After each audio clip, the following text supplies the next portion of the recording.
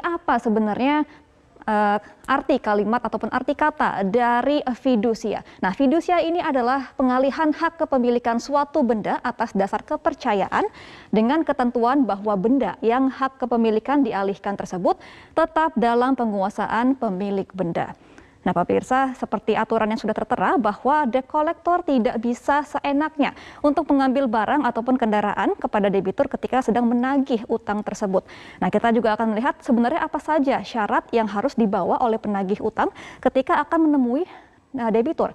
Yang pertama adalah surat somasi. Nah, debt collector sebagai eksekutor harus membawa tanda pengenal dan menunjukkan sertifikat profesi sebagai lembaga resmi. Kemudian juga ada surat kuasa dan juga fotokopi jaminan fidusia. Nah, sertifikat profesi pembiayaan Indonesia atau SPPI yang merupakan bagian sertifikasi dari Asosiasi Perusahaan Pembiayaan Indonesia ataupun APPI. Nah, pemirsa, kita juga akan melihat sebenarnya adakah hukuman ataupun pengawasan ketika debt collector melakukan penagihan kepada debitur? Nah, ini ada peraturan dari Kepala Kepolisian Republik Indonesia nomor 8 tahun 2011 tentang pengamanan eksekusi jaminan fidusia, di mana kepolisian berwenang memberikan bantuan pengamanan pelaksanaan putusan pengadilan atau eksekusi jaminan fidusia. Nah, artinya debt collector ini wajib memiliki surat izin SPPI, kemudian juga wajib ditemani oleh kepolisian. Karena memang ketika ada kekerasan yang terjadi, maka pihak kepolisian dapat melakukan ataupun menindak dan juga memberikan sanksi pidana kepada debt collector. Kita juga akan melihat apa saja hukuman yang akan diterima oleh debt collector ketika menagih utang dengan cara kekerasan. Kita akan melihat yang pertama dari peraturan Otoritas Jasa Keuangan atau POJK nomor 6/POJK.07/2022 tentang perlindungan konsumen dan masyarakat di sektor jasa keuangan.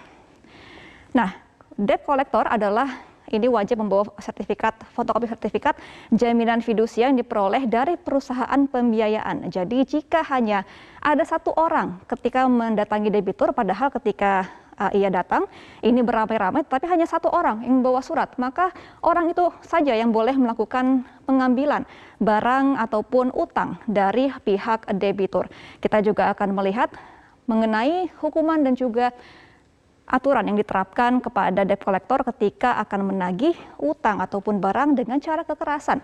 Yang pertama adalah jika diketahui adanya debt collector yang menagih barang dengan kata-kata kasar, maka akan mendapatkan pidana dengan pasal penghinaan, yaitu pasal 310 angka 1 KUHP dengan pidana penjara paling lama 9 bulan atau pidana denda paling banyak 4.500. Nah, kemudian juga tindakan kekerasan ini akan dijerat dengan pasal 335 ayat 1 angka 1 KUHP yang hampir sama, yaitu pidana penjara paling lama 1 tahun atau pidana denda paling banyak 4.500. Nah, pelanggaran hukum serta apa sanksinya yang didapatkan oleh debt collector ini dapat dipidana dengan hukuman penjara atau bahkan sanksi denda, sehingga juga diharapkan bagi masyarakat yang memiliki